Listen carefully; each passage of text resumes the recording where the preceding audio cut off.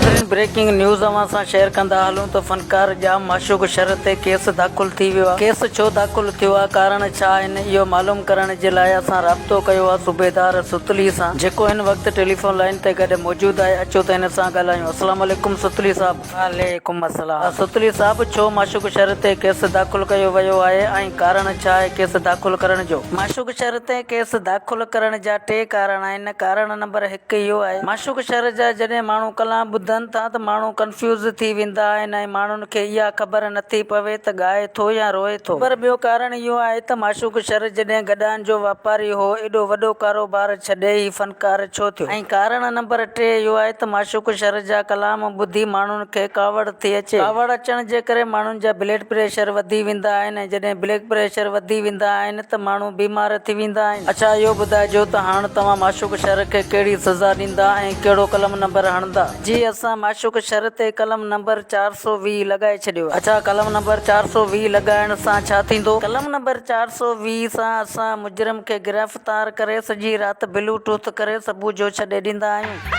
जी महिरबानी तव्हांजी सुतली साहब, फनी न्यूज़ सां ॻाल्हाइण जे लाइ।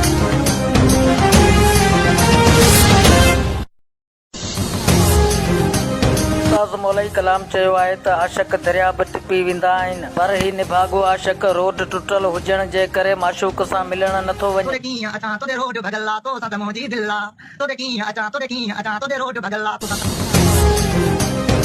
हिकु छोकिरी खदड़े खां पुछियो त तूं तारीख़ में केतिरा पैसा कमाईंदो आहीं? खदड़े चयो त आऊं 400-500 रुपया तारीख़ कमाईंदो आहियां, पर तूं ॿुधा तूं केतिरा पैसा थी कमाईं? छोकिरी चयो त आऊं 4-5 हज़ार रुपया तारीख़ कमाईंदी आहियां। खदड़े चयो त हा, तुंहिंजो दुकानु अॻियां आहे, असांजो पोयां आहे, इन करे ग्राहक घटि था अचनि।